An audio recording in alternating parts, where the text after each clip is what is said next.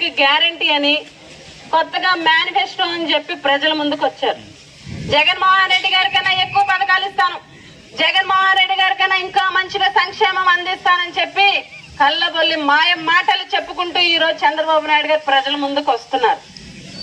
ఇవే మాటలు 2014లో రైతు రుణమాఫీ చేస్తానని, డ్వాక్రా రుణమాఫీ చేస్తానని, ఇంటికి ఉద్యోగం ఇస్తానని ఇలా ఆచరణ సాధ్యం కానటువంటి హామీలు ఇచ్చి 2014లో ప్రజల్ని మోసం చేసి ఓట్లు వేయించుకొని అధికారంలోకి వచ్చి ముఖ్యమంత్రి అయ్యి పదవిలో ఉండి 5 సంవత్సరాల పాటు ప్రజలకు ఇచ్చినటువంటి హామీని నెరవేర్చలే.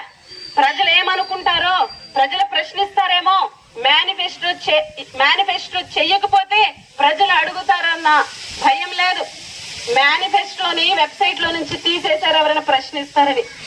అందుకే 2019లో ప్రజలు 23 సీట్లకే పరిమితం చేశారు. ఎందుకంటే చంద్రబాబు నాయుడు గారు అబద్ధాలు చెప్పారు, చంద్రబాబు నాయుడు మేనిఫెస్టోని అమలు చేయలేదు. కాబట్టి ఈ రోజు మళ్ళీ కొత్త మేనిఫెస్టో పట్టుకొని జగన్మోహన్ రెడ్డి గారి కన్నా ఎక్కువ సంక్షేమం అందిస్తాను అని చెప్తున్నారు.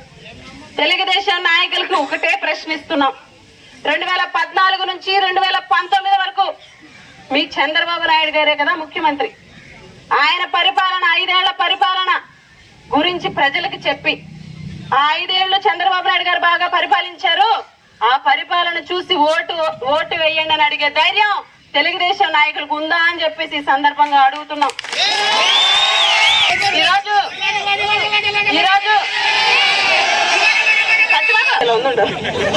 ఈరోజు వాలంటీర్ వ్యవస్థని మొన్నటి వరకు తిట్టినటువంటి చంద్రబాబు నాయుడు గారు ఈరోజు అదే వాలంటీర్ వ్యవస్థని కంటిన్యూ చేస్తాను, అదే వాలంటీర్ వ్యవస్థకు 10,000 ఇస్తాను అని చెప్తున్నారు.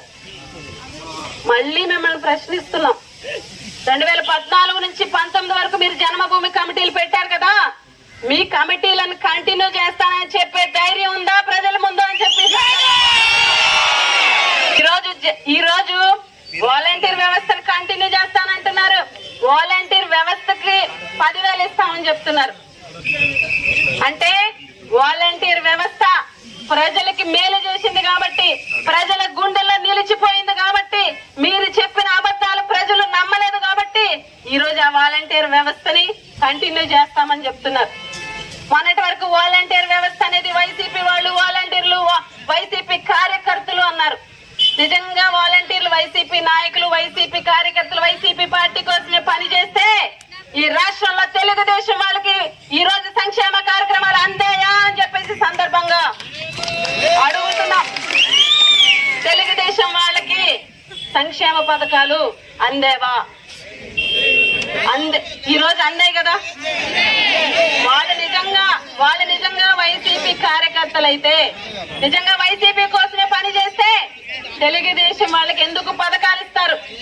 ఈరోజు జగన్మోహన్ రెడ్డి గారు పార్టీలకు అతీతంగా, రాజకీయాలకు అతీతంగా పని చేయమన్నారు కాబట్టి ప్రతి ఒక్కరికి మేలు జరిగిందని చెప్పి సందర్భంగా తెలియజేస్తున్నాం.